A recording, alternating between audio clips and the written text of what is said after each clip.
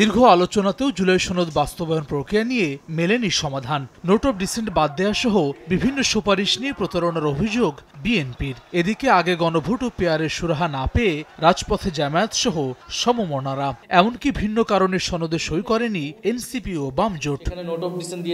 সনদের আইনি ভিত্তি ও প্রধান উপদেষ্টার সইয়ের নিশ্চয়তা ছাড়া সনদে সই করতে নারাজ এনসিপি। এদিকে মুক্তিযুদ্ধকে খাটো করার অভিযোগে সই করেনি বাম জোট। মুক্তিযুদ্ধের ইতিহাসটা সঠিক ইতিহাস তুলে ধরেনি পটভূমির মধ্যে।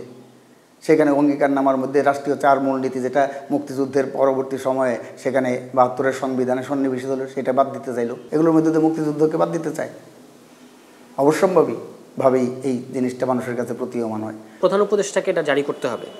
চুপ্পুর এটা জারি করার কোনো রাজনৈতিক, আইনি কিংবা নৈতিক কোনো ভিত্তি নাই। দ্বিতীয় কথা হচ্ছে যে গণভোটকে বাধ্যতামূলক করতে হবে, মানে গণভোটের উপর পরের পার্লামেন্ট আর ছড়ি ঘোরাতে পারবে না। এই দুটো জিনিস যদি নিশ্চয়তা থাকে বা সরকার যদি দুটো ব্যাপারে ফার্ম সিদ্ধান্ত নেয়, তাহলে আমরা স্বাক্ষর করব।